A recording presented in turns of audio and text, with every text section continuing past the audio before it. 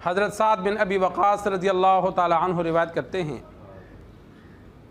کہ میں مکہ میں بیمار تھا، سرکار دو عالم صلی اللہ علیہ وسلم میری عیادت کے لیے تشریف لائے،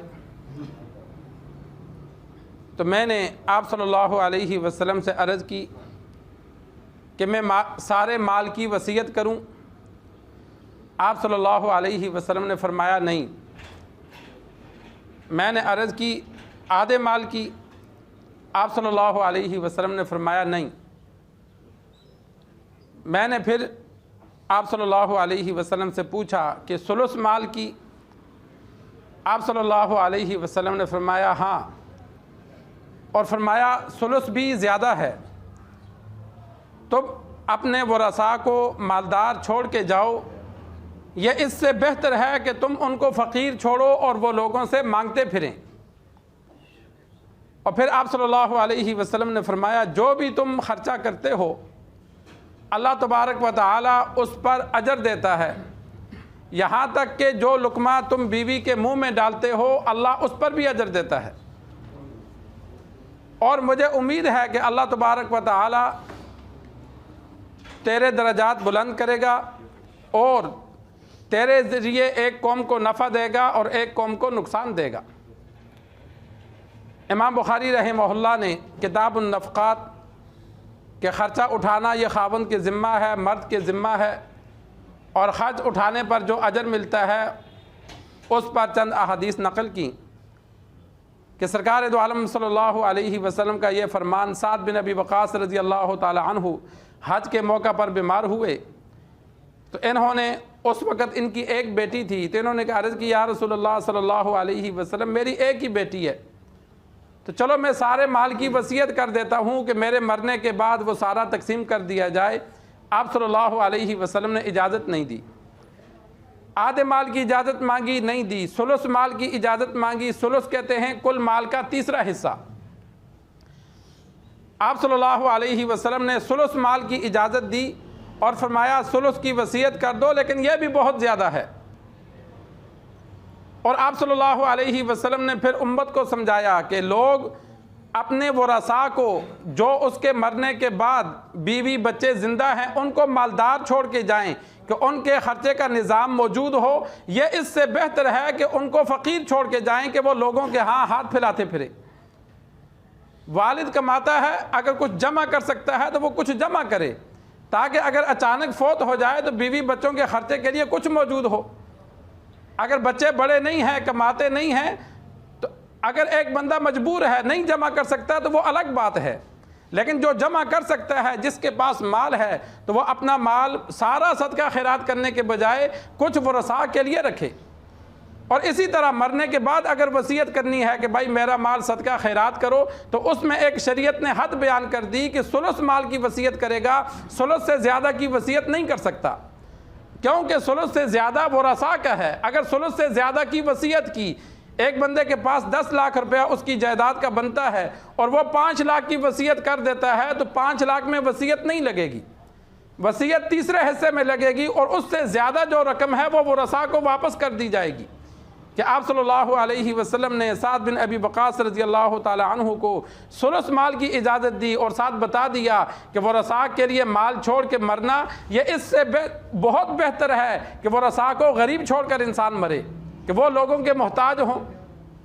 اور پھر آپ صلی اللہ علیہ وسلم نے گھر والوں کا خرچہ اٹھانے پر فرمایا جو بھی تم گھر میں خرچ کرتے ہو اس پر اللہ اجر دیتا ہے۔ اور ساتھ ایک مسئلہ ذہن نشین کر لیں، باہر صدقہ کرنے سے گھر میں خرچ کرنے کا اجر زیادہ ہے۔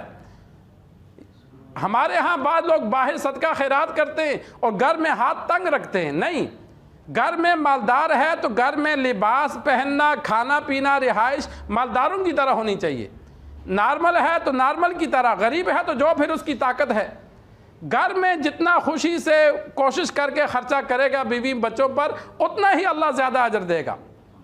اور ساتھ ثواب کی بھی نیت رکھی جائے۔ ہمارے اکثر لوگ کماتے ہیں، خرچہ کرتے ہیں، ماں باپ پہ خرچ کرتے ہیں، بہن بھائیوں پہ، بیوی بچوں پہ، لازم ہے کرنا پڑتا ہے، لیکن ذہن میں یہ نیت نہیں ہوتی کہ اللہ اجر دے گا۔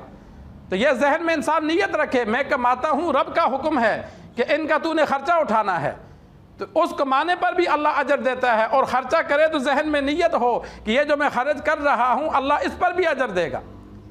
تو آپ صلی اللہ علیہ وسلم نے فرمایا جو محبت میں انسان بیوی کے منہ میں لقمہ ڈالتا ہے، فرمایا اللہ اس پر بھی اجر دیتا ہے۔ تو گھر میں خرچ کرنا، آپ صلی اللہ علیہ وسلم سے ایک صحابی نے پوچھا یا رسول اللہ مجھے 1 دینار ملا، فرمایا اپنے اوپر خرچ کر۔ سب سے پہلے اللہ مال دے تو انسان کا اپنا حق ہے، پھر مال زیادہ ملے تو بیوی بچوں کا حق ہے، ماں باپ کا حق ہے، مال اور زیادہ ملے انسان کے اپنی ضرورت سے زائد ہو تو پھر فرمایا ادھر ادھر یعنی دائیں بائیں جو غرباء ہیں ان پہ خرچ کر۔ پہلا حق اپنا اور اپنے گھر والوں کا ہے کہ انسان اپنی ضروریات گھر کی نارمل اچھی چل رہی ہے، پھر پیسہ بچا ہے تو صدقہ خیرات کرے۔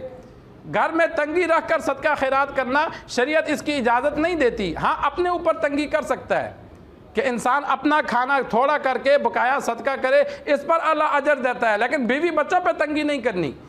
بیوی بچوں پہ تنگی وہ کرے جس کے بیوی بچے صبر کرنے والے ہوں، اور ایسا نہیں ملتا، ایسا کوئی ملتا ہے۔ صحابہ میں واحد ایسا بندہ ابو بکر رضی اللہ تعالی عنہ تھے کہ انہوں نے سارا مال صدقہ کیا، آپ صلی اللہ علیہ وسلم نے منع نہیں فرمایا، اس لیے کہ ان کے گھر والے ان سمیت سب صبر کرنے والے تھے۔ 10 دن بھوکا رہ جاتے تھے لیکن پڑوسیوں کو پتہ بھی نہیں ہوتا تھا۔ ایسے صبر کرنے والے اگر فیملی ہو تو پھر سارا مال صدقہ کر سکتے ہیں، لیکن ایسا تو کوئی نہیں ہے۔ ہمیں تو ایک ٹائم کا کھانا نہ ملے دوسرے ٹائم ہم مانگنے والے ہو جاتے ہیں۔ تو یہاں بھی سرکار دو عالم صلی اللہ علیہ وسلم نے فرمایا گھر والوں پہ جو خرچ کرو گے اللہ اس پر اجر دے گا۔ اور آپ صلی اللہ علیہ وسلم نے سعد بن ابی وقاص رضی اللہ تعالی عنہ کو تسلی دی کہ تو اس مرض میں فوت نہیں ہوگا، مجھے امید ہے اللہ تبارک و تعالی تیرے درجات بلند کرے گا، تیری وجہ سے ایک قوم کو اللہ فائدہ دے گا یعنی مسلمانوں کو فائدہ ہوگا، اور ایک قوم کا اللہ نقصان کرے گا یعنی کفار کا نقصان ہوگا۔ تو اللہ نے ان کو لمبی عمر دی۔ ایران کے فاتح یہ ہیں سعد بن ابی وقاص رضی اللہ تعالی عنہ، عشرہ مبشرہ کے صحابی ہیں، اور بڑا عرصہ ان کا جنگوں میں گزرا۔ عمر فاروق رضی اللہ تعالی عنہ کے دور میں بہت مرتبہ کئی جنگوں کے سپہ سالار رہے، اور ایران کو فتح کرنے میں جو سپہ سالار تھے تو وہ سعد بن ابی وقاص رضی اللہ تعالی عنہ تھے۔ اللہ نے لمبی عمر دی تو یہ آپ صلی اللہ علیہ وسلم نے پیشن گوئی کی تھی کہ یہ مرض شدید تو ہے۔ یہ بے ہوش پڑے تھے جب آپ صلی اللہ علیہ وسلم ان کے پاس گئے، آپ صلی اللہ علیہ وسلم نے وضو کر کے پانی وضو کا ان کے اوپر پھینکا۔ جب پانی پھینکا تو اس پانی میں رب نے شفا رکھی تھی، ان کو ہوش آ گیا۔ یہ بے ہوش پڑے تھے، شدید بیمار تھے، اور لگ بھی یہ رہا تھا کہ یہ فوت ہو جائیں گے، لیکن آپ صلی اللہ علیہ وسلم کی زبان سے جب یہ جملے نکلے تو اللہ نے زندگی بڑھا دی کہ لمبی عمر اللہ نے عطا فرما دی۔ تو اللہ سے دعا ہے اللہ ہمیں دین سیکھ کر سمجھ کر عمل کرنے کی توفیق عطا فرمائے۔